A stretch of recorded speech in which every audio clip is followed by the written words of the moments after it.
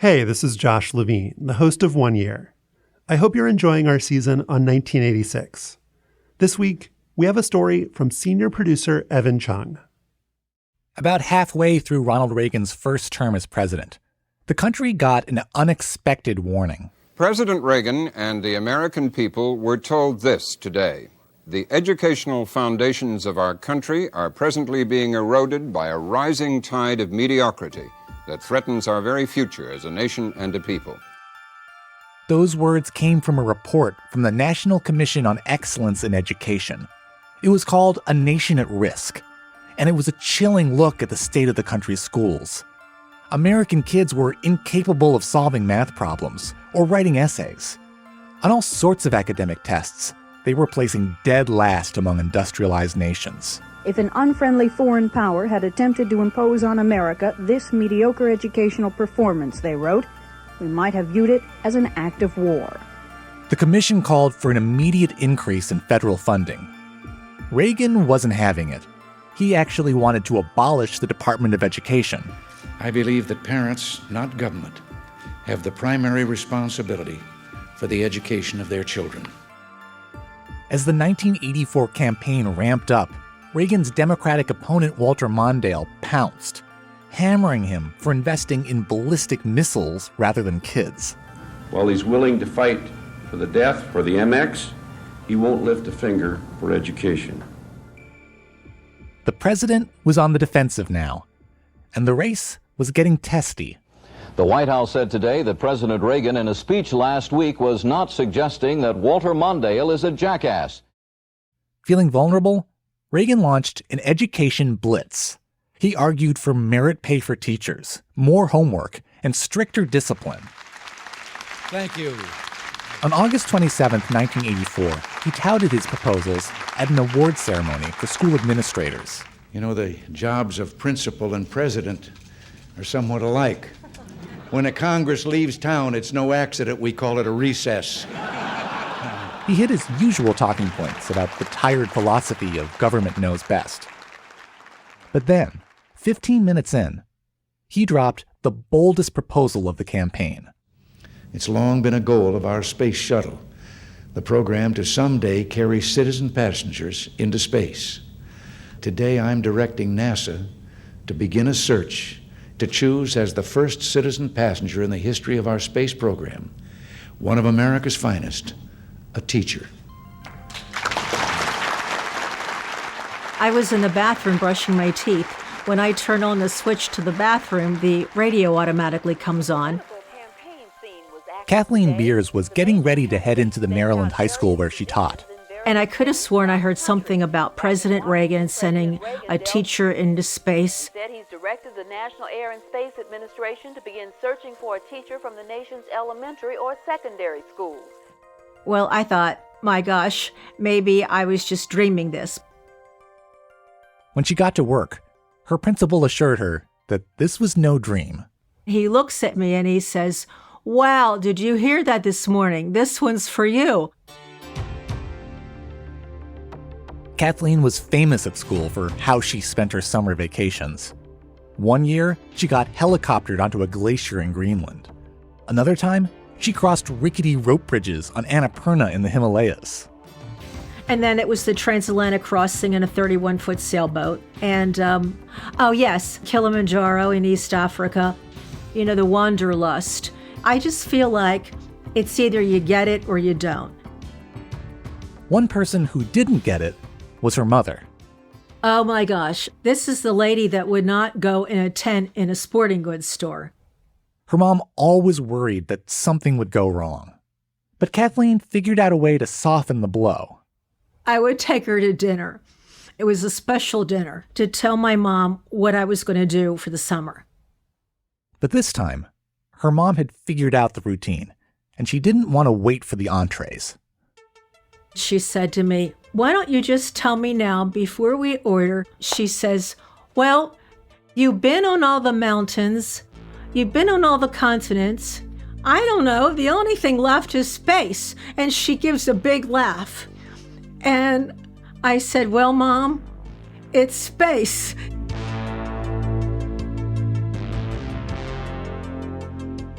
Kathleen and tens of thousands of other teachers across America were competing. But only one would win the prize: a seat aboard the Space Shuttle Challenger. A flight into space for an ordinary citizen. It's not a dream anymore, it's going to happen. Some classrooms may never be the same. I didn't care how I got there, I just wanted to go into space. I would go to Mars today if I could. You do have to realize you're sitting on this incredible machine, but it's a dangerous adventure.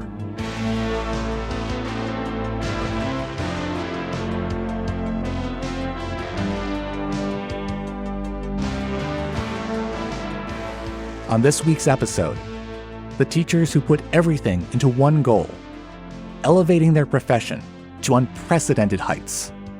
This is 1 year, 1986, the ultimate field trip.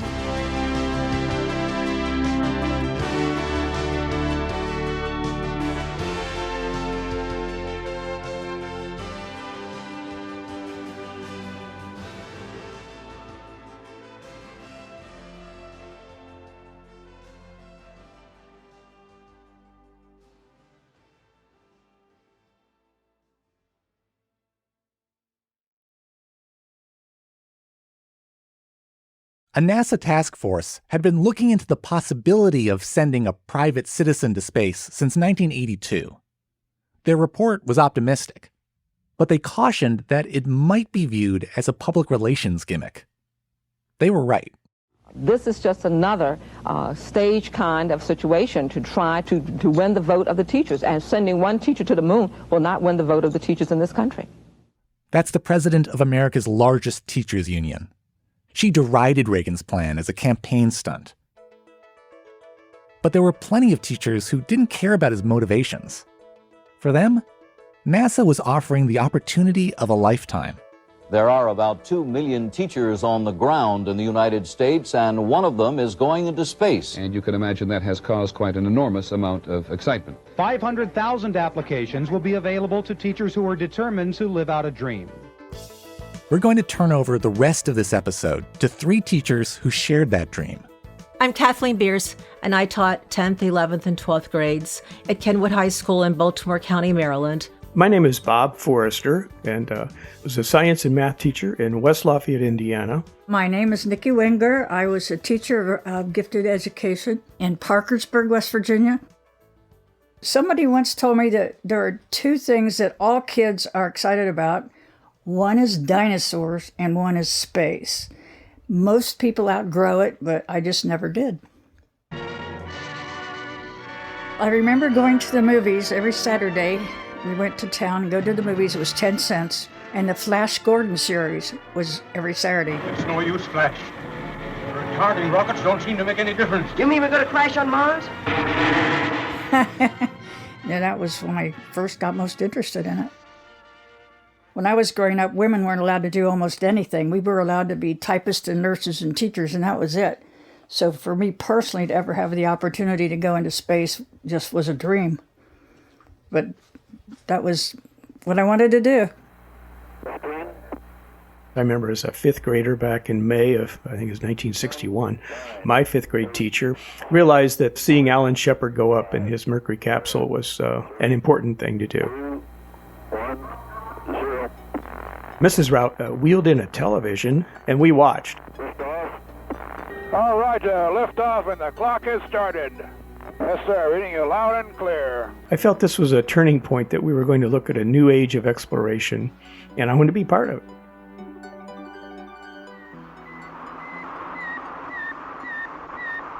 When I was, 9 years old or so, the Russians launched Sputnik. It's a report from man's farthest frontier, the first man-made satellite as it passed over New York earlier today. Dad pointed out Sputnik in the backyard, and I saw the satellite, flying overhead, and I was hooked. I wanted to fly. And in fact, when the 2 chimpanzees were launched, I asked my parents, I said, well, why are they sending these chimps into space? And they said, well, because they're small. And I said, well, I'm small, I'll go. Applications have been pouring in from all over the country for months, and this week, The selection process has actually begun. With 10,000 applications, the state education boards will narrow the field to 2 candidates per state, so NASA can make the final choice. Today, the 2 Maryland teacher nominees and an alternate were announced. Kathleen Beers of Kenwood Senior High School in Baltimore County. When I got the call that I was one of the 2 selected from Maryland, I was ecstatic. Kathleen hopes to photograph the outer space experience and bring it back to Earth. To bring science to life to the public. That's the thrill of it. That was a really incredible experience. Just feeling it internally. It's like, yes, I got it. I'm pinching myself. I can't believe it. I can't believe it. But this was just going to be just the beginning. The semi-finalists in NASA's Teacher in Space project met the press for the first time in Washington, D.C. And then that's where the next level of selection really got more intense. Turned out there were 114 teachers, 2 per state, Department of Defense in Washington, D.C., Guam, Puerto Rico, Bureau of Indian Affairs. And I had never been surrounded by so many dynamic, exciting teachers. I couldn't believe it. A lot of them had their own TV shows. They had planetariums. They had radio broadcasts. There's certainly a lot of math science teachers, but there are a lot of language arts teachers, English teachers, history teachers. And there were teachers in their 50s. I was 45 when I applied, and there were teachers older than I. But when we got there, it was never like, oh, I'm going to figure out a way to, get ahead of that person or this person. We were just thrilled to be there. The 114 educators, selected from over 11,000 applicants, spent a week in the nation's capital, becoming familiar with the history of space travel, and of course, taking notes in workshops dealing with various aspects of shuttle flight. Let's get it red hot. The workshops were incredible. We met astronauts. It all became really real. Class will come to order. Ronald Reagan was there. We got to be addressed by him. For the lucky one who does go up in the shuttle, I have only one assignment. Take notes. There'll be a quiz after you land. We were having fun. We were entertained. But yet it was very serious about filtering out who's going to be selected. NASA really had it orchestrated down to the finest detail. You were being observed the entire week. Some of us even joked like, wow, are they watching us on the elevator? At the meals, there was always a NASA representative there. And I thought, I don't know if this is going to matter to them, but I want them to know that I do have table manners.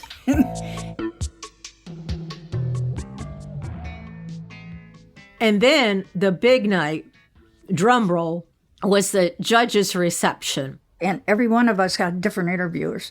Lots of astronauts, think tank people, corporate executives. But one of the ones that was kind of questionable at first was Pam Dauber. I still can't get over this. I'm sitting here having breakfast with a being from another planet. What a coincidence. So am I. Pam played opposite of Robin Williams in the Mork and Mindy sitcom. I think some of us had this quick feeling like, well, why is Pam Dauber here? And I asked her, I said, why do you think they selected you to be a judge? She said, because she went from unknown to stardom overnight. And that's the way I think NASA saw us, that we were going to reach stardom in a blink of an eye. And Pam's role was to share, you can't go back. This will change your life forever. You have to be prepared for that. Do you still want to do that? But I remember telling her that I thought that everything I had done in my life so far had prepared me for this, and I was ready. The end of the week was kind of sad. You had been with these people almost 24/7 for the entire week, and you felt like, my gosh, you're probably never going to see them again. So they named us as Teacher in Space ambassadors. We all were given large duffel bags of equipment to take back to our schools. And that's when they said, now 10 of you will get a call once you get home.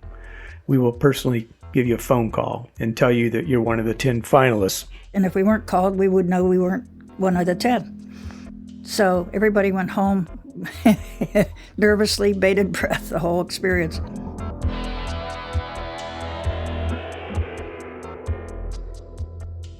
I remember unpacking and I couldn't find my camera.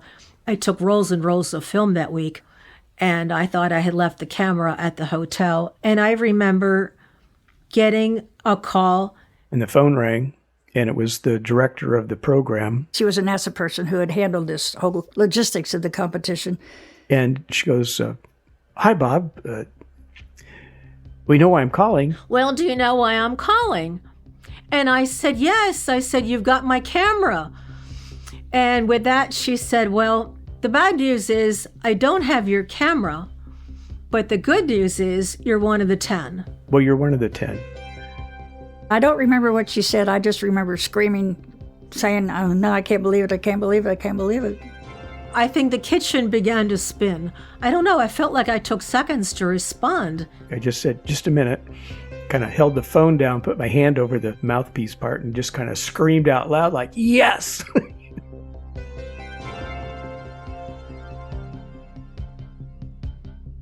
Well, I will tell you something that not many people know. My brother had given to me this little statue of the shuttle attached to the solid rockets in the whole little system. It was about 8 inches tall, metal. And I remember dropping and breaking it. And when that happened, I just had this whole shiver that went through me. And at that point in time, I thought, do I really want to do this? And then I thought, well, now you're being silly.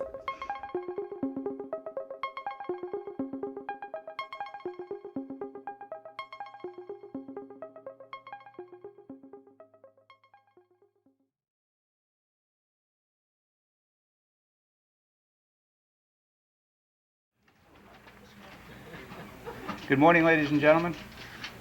This is a very special day for NASA. The Teacher in Space finalists flew back to Washington, D.C. right away. It was time to meet up with the competition, and for the world to meet them. And now I would like to introduce the 10 finalists. Kathleen Ann Beers. What an impact the first satellite had on me as a 9-year-old that I named my turtle Sputnik. At that point, we didn't know each other's names, but we just said, well, here we are. Nikki Mason Wegner. I view this as probably the greatest pioneering venture of all time, and to be a part of it, it's almost indescribable. I sort of tried to evaluate how they would be in the role, and I thought some probably would be better than others. Robert S. Forster. Why is it important that we go up in space? How can we use that not only as a new frontier, but a new economy, a new place that we can mine some new solutions to old problems? Peggy J. And I think that's when we were looking at each other like, I wonder which one of it's going to be. Sharon Krista McAuliffe of Concord High School, Concord, New Hampshire. One of the things that I would like to do when I go aboard the shuttle is to bring back the wonder of it all. Next up for the finalists was 2 weeks of testing and training, starting at the Johnson Space Center in Houston. I thought, oh my gosh, here we are, the 10, and NASA is really going to scrutinize us now if they ever scrutinized us before. We meet with a medical doctor at 7 o'clock this evening, and I understand we have around a day and a half of physical testing. It was unfamiliar to us, to have basically every part of us checked out. Yes, and I'm not going to get into some of it.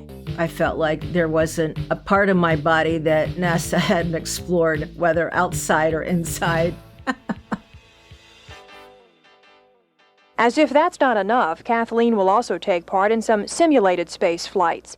We went into a hyperbaric chamber. And then once they close you in this container, then they would start having a vacuum pull out the oxygen. They simulated high altitude and then rapid decompression, and we had to fill out a questionnaire while we are losing oxygen. Write your name, do a simple math problem. So when it was my turn, I remember thinking, there's nothing to this. This is so easy, and I'm answering all these questions, and they're so simple and they're so easy. So we put our masks back on, and I still have the paper that I filled out. It's total gibberish. the instructor said, now you have about 15 seconds. If you don't turn on your oxygen, you have a high chance of brain damage or death. One of the finalists said, all right, just a minute. I want to try and finish this one problem. I think they were thinking that maybe this makes me look better, if I can go longer. They didn't give that person a chance. They just turned their oxygen back on and said, well, that's what we're talking about. The real strength is in teamwork, not egotists who want to be the standout star. Some left out of there and said, well, I don't want to do that again. We were having some difficulty dealing with some of the stress. It was really hard in some respects. So we developed a system of secret buddies. We would do little things for our secret buddies, send them a little flower or an encouraging note or a card or something every day to just help us get through the pressure. And that's how we got to be really close. We're still close. Of the 10, I would say I got closest to Krista McAuliffe. Krista and I always wound up together, elbowing each other or giving each other mischievous looks. I don't know, we just clicked. We just became good friends. For anyone who wishes to respond, do you think that you've survived the tough part, or is the tough part still to come? Well, I think we're all looking forward to the KC-135 flight.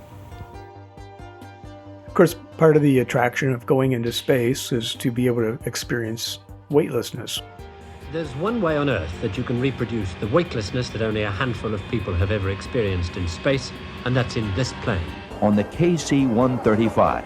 And that's the plane that does parabolic dips and gives you about 20 to 30 seconds worth of weightlessness. So we'll see how people like that real quick. Some of the instructors said, you don't see us standing in line to go on board the KC-135. Yes, it's usually referred to as the vomit comet. So here we are, nervously chomping on our gum. And when they pull up, you feel like you can't even get off the floor. Your arms are so heavy, you can't lift them. But then as you get to the apex and then you head down again, then all of a sudden you feel yourself getting lighter and lighter, and the next thing you know, you're floating. I was airborne, and I've got the biggest smile that I think I've ever smiled. You're bouncing off the walls and you're hitting people and they're hitting you, and there's people all over the place. I went to the back and pushed off and went flying through the length of the fuselage looking like Clark Kent. So. And we sound like kindergartners at recess.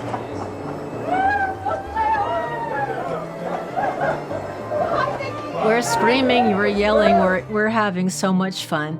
Oh, you just don't want it to end.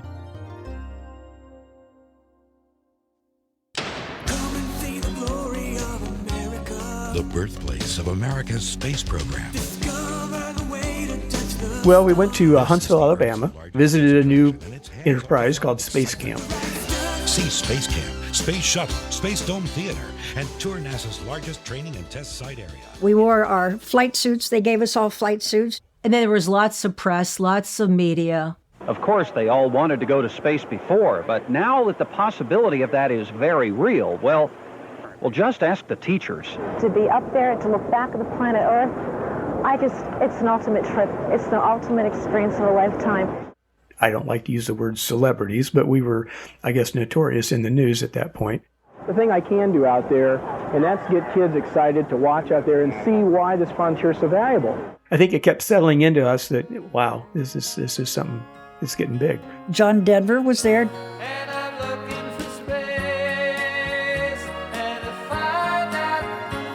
John Denver always wanted to travel in space.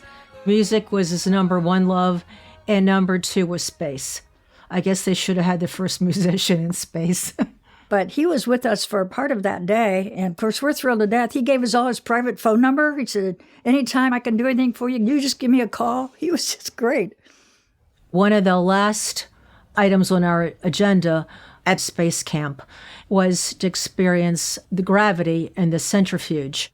This was a giant rotating cylinder. The floor drops away, and because you're going so fast, you'll hang on to the sides. You stick there. And we were accompanied by some space camp counselors. They were engineering students. They all wore these red flight suits, and they would stand on the handrests for more thrill.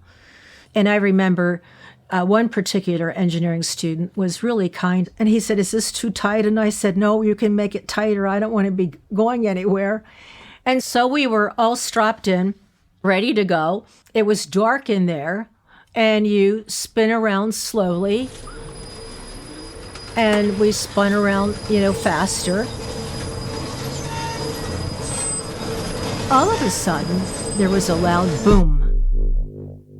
I heard a thump, thump, thump, and somebody shrieked. He went over. All of a sudden, the speed decreased. The lights came on. And I looked up, and oh my God, the poor young engineer in the red flight suit that was so concerned about strapping me in correctly had catapulted out through the dome and onto the floor. And what this student had done had used his knees to sort of, with his back against the wall of this rotating chamber, had kind of climbed up.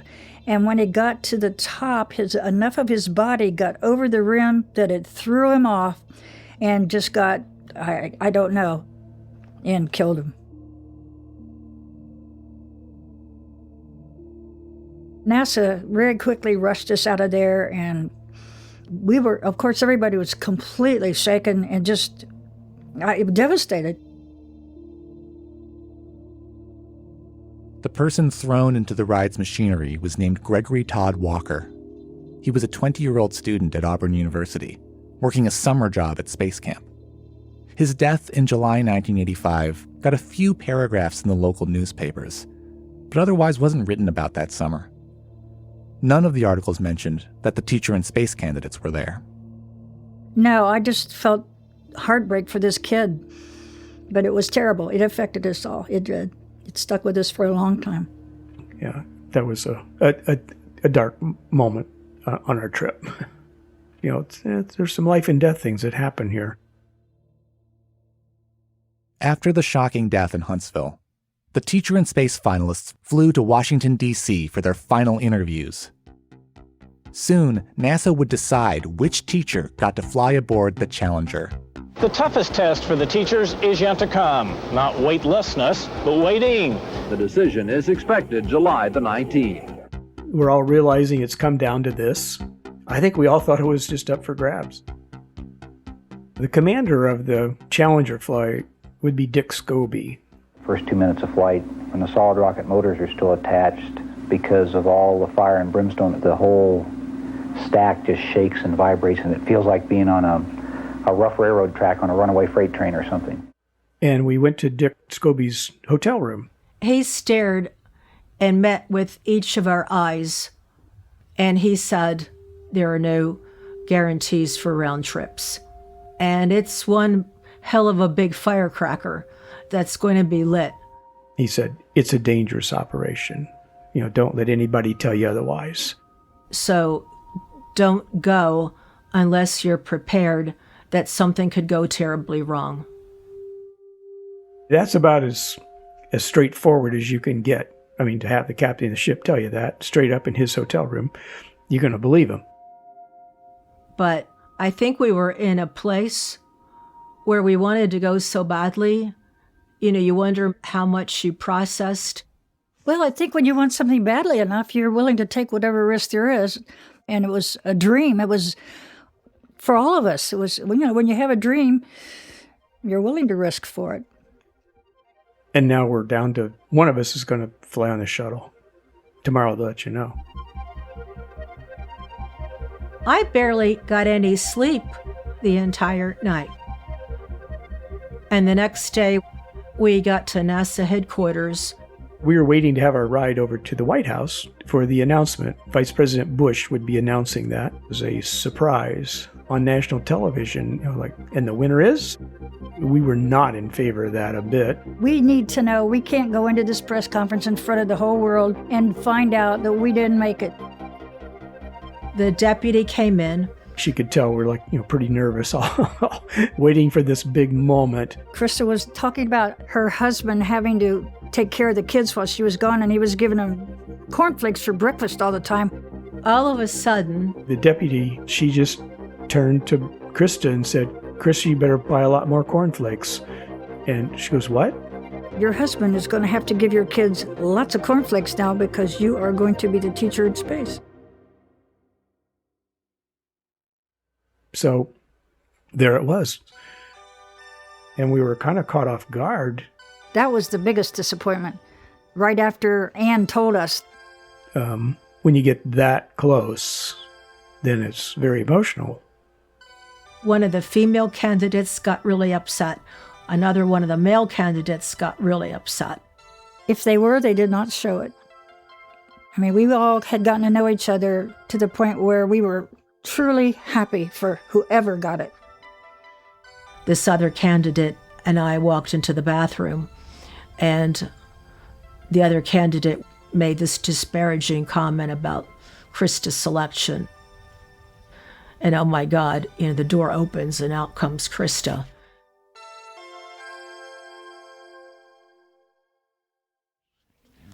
Kind sir. Well, we're here today to announce the first private citizen passenger in the history of spaceflight. But then we head over to the White House. And let me say, I thought I was a world traveler, but this tops anything I've tried. And first, the backup teacher who will make the flight if the winner can't, Barbara Morgan of the McCall Donnelly Elementary School in McCall, Idaho. Congratulations. And we have a little... Of course, we already knew it was Krista, but nobody said anything. We were trying to present an image of, they're going to announce somebody. I hope it's me still. And the winner, the teacher who will be going into space, Krista McAuliffe. Is that you?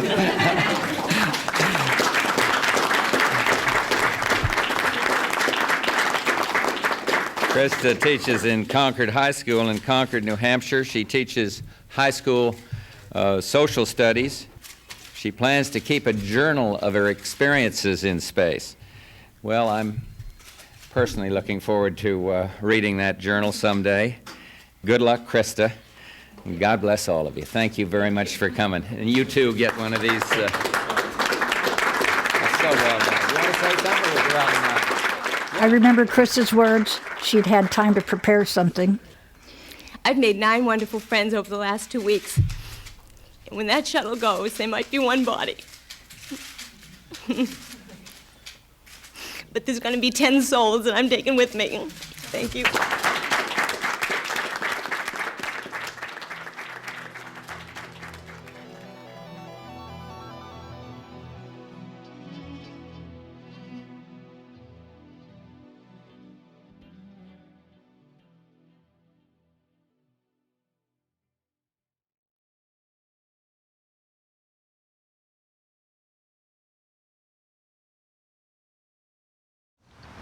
The space age is here.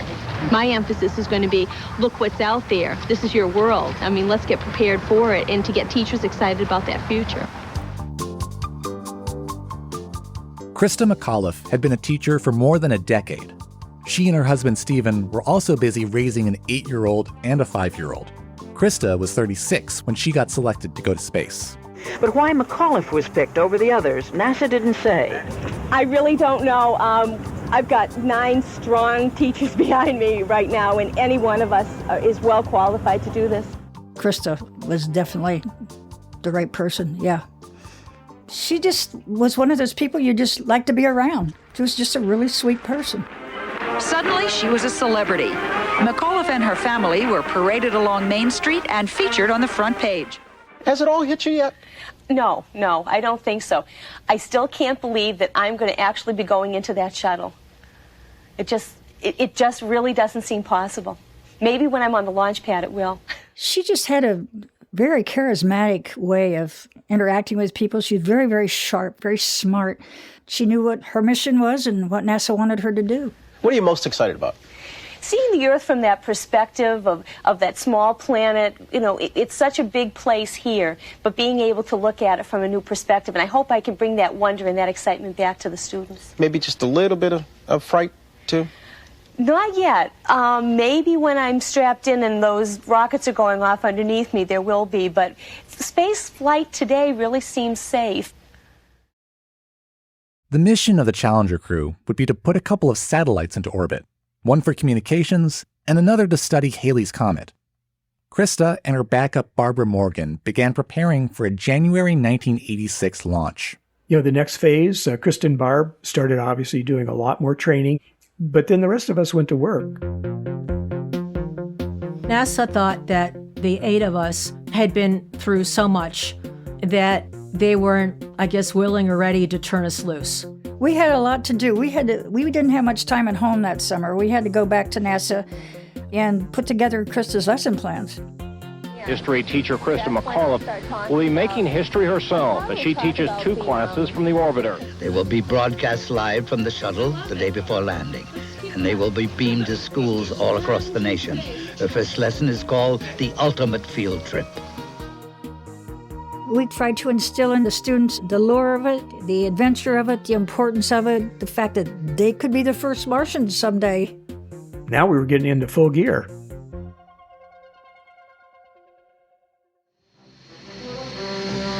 The months and weeks of training and waiting have now shrunk to days and hours. The Challenger stands poised on launch pad 39B as mission 51L nears liftoff. There are 2 things that the commander told me to do, and he said the first one, he said, I want you to have fun, and the second one, he said, look out the window. Well, so, of course, the exciting time is we're getting ready for the launch. Thousands of school children, teachers, and well-wishers packed the Kennedy Space Center this weekend in anticipation of the big event. And all the 114 space ambassadors were again invited by NASA to attend. We went down. My wife joined me. It was a big reunion. All of us were all there. So that was really nice that NASA did that part. McAuliffe's parents say the 37-year-old New Hampshire schoolteacher remains calm, but they admitted they were not. I'm starting to get a little knot in my stomach right now. I don't know what it's going to be later. The day before, it was beautiful weather. It was warm and sunny. But a cloudy and rainy forecast is threatening tomorrow's launch, and officials here are keeping their fingers crossed. Tonight, as he tried to relax, the space teacher's husband, Stephen, said a delay wouldn't bother him a bit. I'd be thrilled if there was a delay. I'd be much happier if it went up when everybody thought it was perfect than to go up on a chance basis. And they aborted it then. We're always interested in the safety of the flight crew and the safety of the shuttle, so based on those considerations, we decided to reschedule until Monday morning. We went back into this hotel. My brother was with me because he was a space nut. And I remember we watched the Super Bowl. Walter Payton, Mike Ditka, Hungry Chicago, finally champions on this January day in New Orleans. Then we go out the next day. The crew is on its way out to the launch pad where they'll be loaded up and get ready to go. They are now preparing to close the hatch. Well, hey, we got a problem on removing one of the screws. The mission was called off because of hatch that wouldn't close. It evidently has a stripped screw that is stuck, and they're going to have to drill it out. A half hour later, the drill arrived. But that only brought more frustration. It had a dead battery. And this week's effort to get Challenger into orbit has turned into a comedy of errors. We have scrubbed the launch attempt for today. The flight of Krista McAuliffe now has been put off 5 times.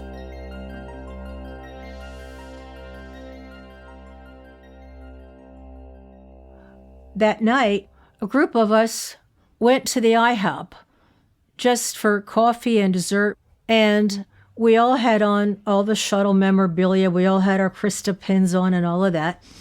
And the waitress was really funny and engaging, laughing with us and coming back and forth. And so she said, "You girls have all these pins on you. What's going on at NASA now?" And we said, "Oh, our friend Krista, she's going to be the first teacher in space. Haven't you heard?" Well, it was unbelievable. This pallor came across her face, And this coffee pot is beginning now to tremble in her hand. And she said, I think we all need to gather hands and say a prayer. And we're all looking confused, and we all take each other's hands. And I don't remember what she said, but she left us and she never came back.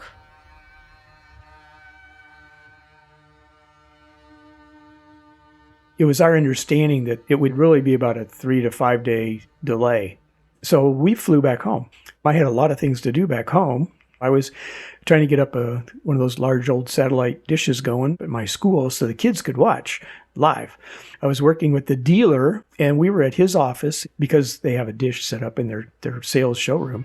And his mother worked in the office, elderly lady, and she said, well, they're launching that thing.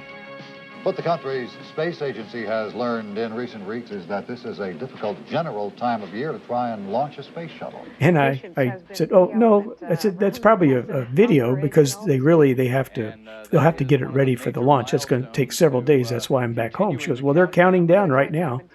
I said, you're kidding me. Just getting down to about 3 minutes, and they think they can do it. They are counting. The ice is cleared away, and Challenger should be going away very soon. Let's go down to the Kennedy Space Center and take a look at Challenger sitting on the pad as they continue. I was so angry. I was so mad. After all of this, I'm sitting in a showroom watching this on television instead of being at the launch. I could not believe it. Our hotel was in Orlando, so traveled from Orlando to Kennedy. And we had the bleachers. We were 3 miles, I think it was, from the launch site. And it was freezing cold. Oh, it was so cold. I'm so glad I had a trench coat. And they were showing pictures on TV of the icicles dripping off the superstructure. All of America is watching and waiting. And the children in New Hampshire are hoping that Krista McAuliffe goes this time. They watched yesterday and it didn't happen. I'll be real psyched when it goes up, though. I wish it'd go up. I want to see it. And so we're standing there. We're in the VIP site. And in fact, I had just talked to Krista's parents, and they said, oh my gosh, we've heard so much about you from Krista. And I said, this is the ultimate expedition. Everything pales in comparison to what your daughter is going to do now. And all of a sudden, T-minus 21 seconds, and the solid rocket booster engine gimbal now underway. T-minus 15 seconds. Krista's finally going to get to go on her ultimate field trip. T-minus 10, 9, 8, we do the 7, countdown and we 6. watch it.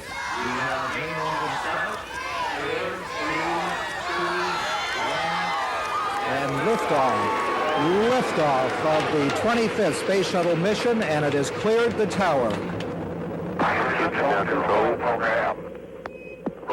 And when it launched, we're all in the stands. We're going, go, Krista, go. Hey, Krista, give me a C, give me an H. And across from me, hundreds of school kids jumping up and down and cheering as this space shuttle takes off with teacher Krista McAuliffe on board. Most of the plane, 104%. And we can hear over the loudspeakers. 3 engines running normally, 3 good fuel cells, 3 good APUs. You can hear them talking. Go at throttle up. Challenger, go at throttle up. Everybody is smiling. And then we see it. What's happened? Vic, did something strange happen then? And we see these contrails that are going out to the side, and it's like, was this supposed to happen? I'm looking aghast because I know something's terribly wrong. Looks like a couple of the solid rocket boosters blew away from the side of the shuttle in an explosion. There was nothing coming over the PA system. We actually did not know what had happened.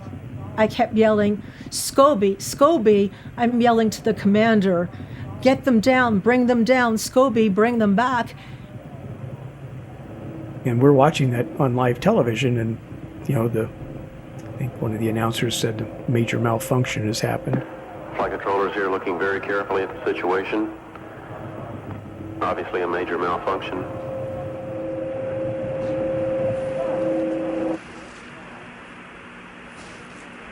It was dead silence. Nobody understood. I was with Krista's parents. They were right behind me. And it was, everybody's looking on, speechless, just not able to say or do anything.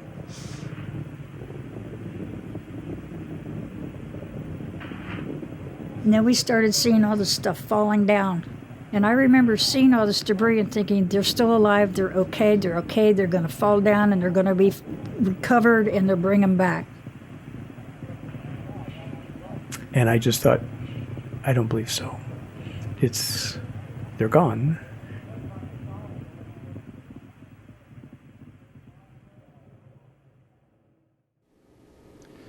Ladies and gentlemen, I'd planned to speak to you tonight to report on the State of the Union. But the events of earlier today have led me to change those plans. Today is a day for mourning and remembering. We mourn 7 heroes: Michael Smith, Dick Scobie, Judith Resnick, Ronald McNair, Ellison Onizuka, Gregory Jarvis, and Krista McAuliffe. We mourn their loss as a nation together. And I want to say something to the school children of America who were watching the live coverage of the shuttle's takeoff. I know it's hard to understand, but sometimes painful things like this happen. It's all part of the process of exploration and discovery. The future doesn't belong to the faint-hearted. It belongs to the brave.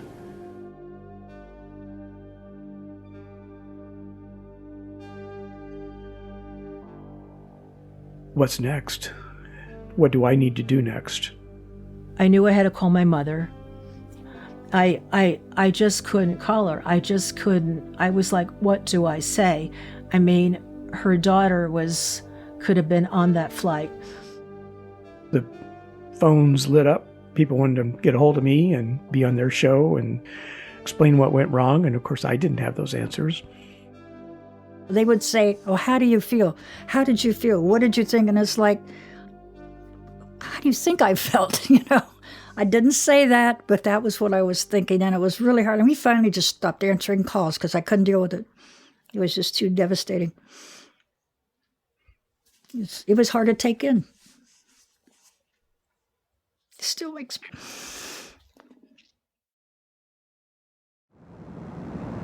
And here in Texas, thousands of people have come in person to a memorial service. We kind of gathered and, emotionally supported each other.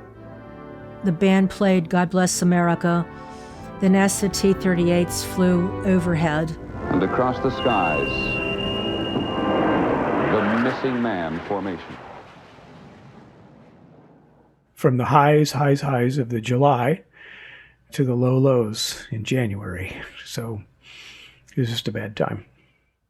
People would say to my mom, weren't you happy that Kathleen wasn't on the shuttle? Mom's same reaction was, yes, my prayers were answered. And I said, what is this that you tell everybody? Your prayers were answered. She said, oh, I remember how much she wanted to fly. But I just prayed to God every night that he could take you, but he had to bring you back. Well, a lot of people ask me that. Many times they would say, aren't you glad that wasn't you? First thing through your mind isn't, I'm glad that wasn't me. It's like, I lost my friends. And there were times, I know you don't believe this, that I said to myself, I wish it had been me because I didn't have little kids at home. My kids were grown and gone. They didn't need me anymore. And she had these little kids still. And they needed her. Her kids needed her. It just seems so unfair. Even if I had known it was going to happen, I don't know that I would have backed out. I just don't know. It's official today. NASA is scrubbing the next 3 civilian shuttle flights, all 3 put off indefinitely because of the Challenger tragedy. This is the end of the space program. I actually thought that, too. This is the end of the space program. But I think it was important that we showed that you can't let a tragedy or an accident stop things, that you have to still move forward and you still have to try. She knew the importance of it, and it would have been letting her down if the program had ended and if those of us who really wanted to go decided we didn't want to go because of what happened to her. It would have been a dishonor or disrespect to her memory to give it up. And I just felt like for her, we had to continue. For all of them that died. Oh, I definitely still wanted to go into space. I was ready and willing. I would have gone that next week. Yeah, we all kind of looked at it that way. Well, we would have all gone. One of the things that NASA did by keeping all of us on for the 9 of us for another year was to send us around to promote the importance of sending humanity into space. It's still important to challenge kids. It's still important for the future to have math, science, and, trying to find solutions to old problems. And that was still our goal. Investigators eventually found the cause of the Challenger disaster. A seal on a rocket booster had failed in the freezing temperatures, causing a fuel tank to ignite. NASA spent 2.5 years developing new safety systems before space shuttle launches finally resumed. -10, 9, 8. On August 8, 2007, 2 decades after the Challenger, the Space Shuttle Endeavour launched from the Kennedy Space Center. 0 and liftoff of Space Shuttle Endeavour, expanding the International Space Station while creating a classroom in space. On board was Krista McAuliffe's backup, Barbara Morgan, not as a teacher in space, but as a fully trained astronaut. She was dedicated more than the rest of us. She stuck with NASA for, what did it take, 20 years? Barbara Morgan seated down on the middeck, Morgan racing toward space on the wings of a legacy. She was a much more private person than Krista, but a sweetheart. Well, she was my secret buddy. It's great being up here. It takes a little getting used to. All of yesterday, I felt like I was upside down the whole time. That was kind of our goal, was that one of us would fly, and so finally, Barb would have her chance. And it was such a feeling of jubilation. I mean, it was like, okay, we're back. We're back. And we are. They ended the Teacher in Space program, but they started the Educator Astronaut program. And so there have been quite a few teachers now who have left their classroom, and they now work for NASA, and they are trained as astronauts. So the Teacher in Space program had a big impact. Looking at the world as a unit, the people, I'm sure, who went to the moon because they were able to see the whole world as this globe, came back with a much better perspective of why we all should work together. Krista was just a genuine person. I think of her not in terms of the accident, but in terms of her life and how much fun she was and how dedicated, and she was a good mother, a good wife, a good friend. I just would have liked to have known her a lot longer than I did. Because we are pretty fragile when you look at the whole universe. So maybe as more and more people get out and get that perspective, things are going to change.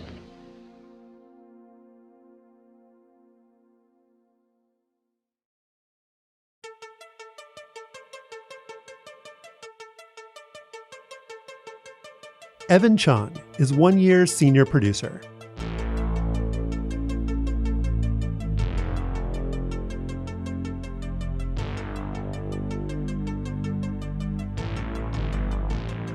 Next time on 1 Year 1986.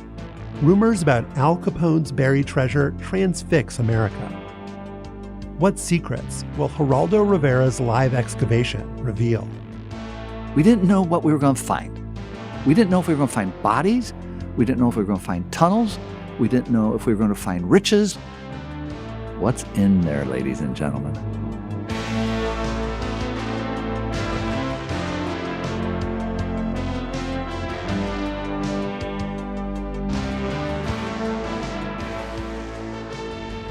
This episode of 1 Year was produced by Evan Chung. It was edited by me, Josh Levin, and Derek John, Slate's senior supervising producer of narrative podcasts. Additional production came from Madeline Ducharme, Sophie Summergrad, and Sam Kim. Our senior technical director is Merritt Jacob. Holly Allen created the artwork for this season.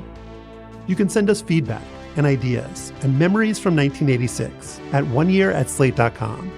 And you can call us on the 1 Year hotline at 203-343-0777. We'd love to hear from you. Thank you to the NASA History Division and the National Archives in College Park, Maryland. And special thanks to Nikki Winker, Bob Forster, Kathleen Beers, Hilary Fry, Christina Cauterucci, Sol Worthen, Bill Carey, Katie Rayford, Ben Richmond, Caitlin Schneider, Cleo Levin, Seth Brown, Rachel Strong, and Alicia Montgomery, Slate's VP of Audio. Thanks for listening. We'll be back next week with more from 1986.